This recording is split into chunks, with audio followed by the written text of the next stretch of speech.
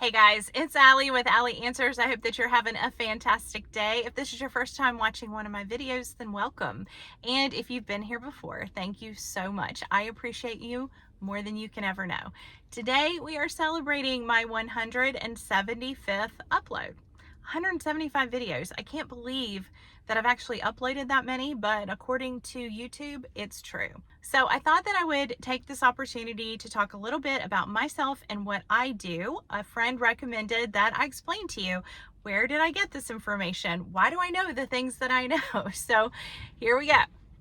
I am a private care manager, and if you don't know what that is, don't feel bad. My mom doesn't know what it is either. A care manager who's paid by Medicare has very strict guidelines on what they are able to do for their clients, but I'm a private care manager, and that means that I don't have those kind of restrictions.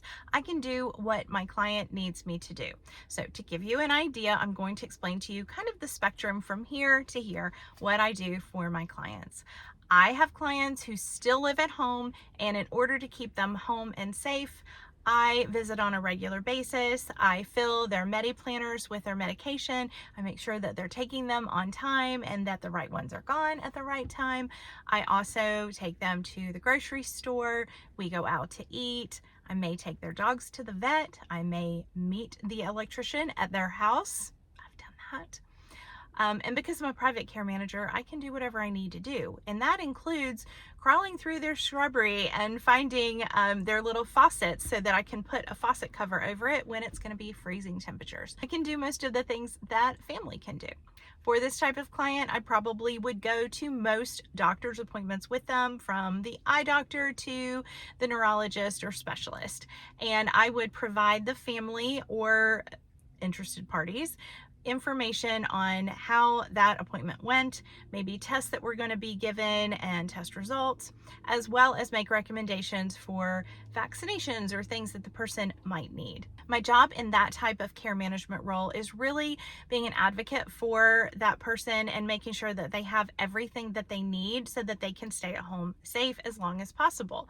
But I also have clients who live in communities. They live in maybe assisted living, independent living, or memory care, and I visit those communities, make sure that their medication is being given correctly, get them the little things that they need, maybe order some extra socks or whatever it is that they need, communicate with the family, and make sure that they have as many eyes on them as possible and that they are receiving the care that they're paying for and that they deserve.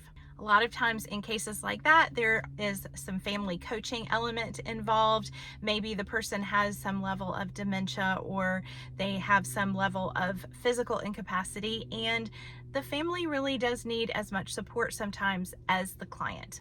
Sometimes I have a client who goes to the hospital, and in that case, I go visit the hospital. Yesterday, I spent several hours in the ER with a client, making sure that the right tests got run and requesting pain medicine when he was saying he didn't need it, and I could tell that he did. Communicating with the family about what had been found so far, and once the client was admitted, I worked with the nurse and physical therapy and social work to make sure that we have a good and safe discharge plan, and that if they're going to rehab, I will follow them to rehab.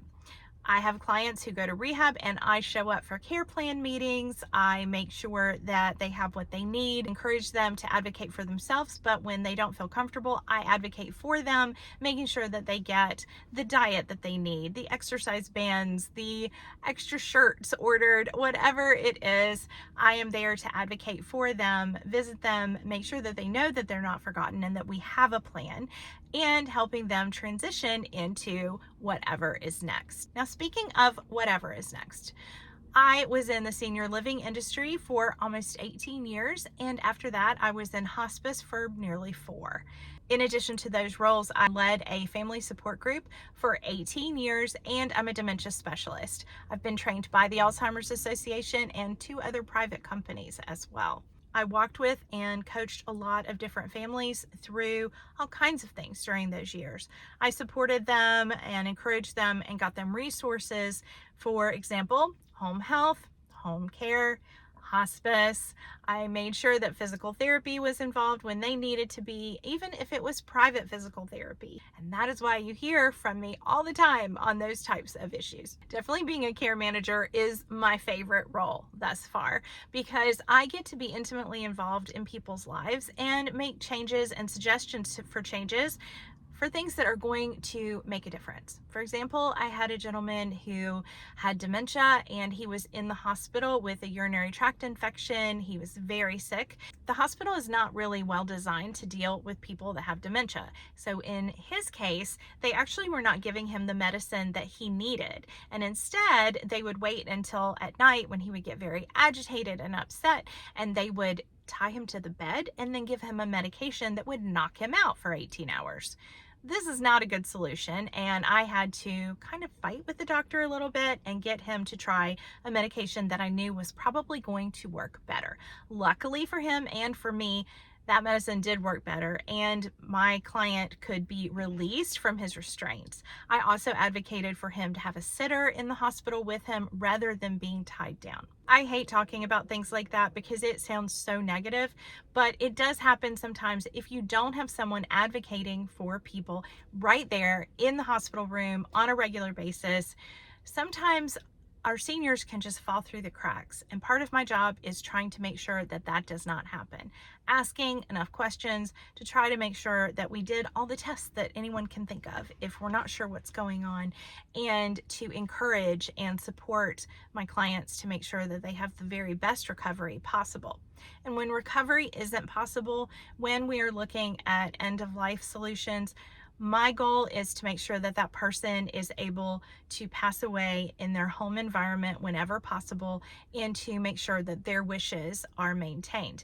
So care managers can actually be the power of attorney, medical power, and durable power of attorney as well. They can even act as guardians and make sure that they can receive the care that they want and the care that they need, but also that their living will intentions are upheld. What I do is an honor. I love taking care of people. I love teaching others about dementia, and it means a lot to me. I've been able over the years to train many people on proper practices for dementia caregiving. No matter what my day looks like, I love caring for other people, and this channel was actually born from that. Many times I would explain to families what kind of home care I recommended, or hospice, or I would explain the process of being discharged from physical therapy and what was going to happen next. I helped lots of families move into senior living over the years, and teaching people what to look for and what mattered and what was important. I love the opportunity to make a difference in people's lives, and I hope that this channel makes a difference for you and for your loved one.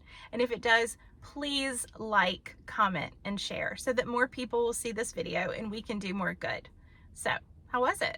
My 175th upload. My next one will be back to having more information about how you can serve your loved one better. Thanks for hanging out with me. It was good talking to you, and I'll see you next time. Bye-bye.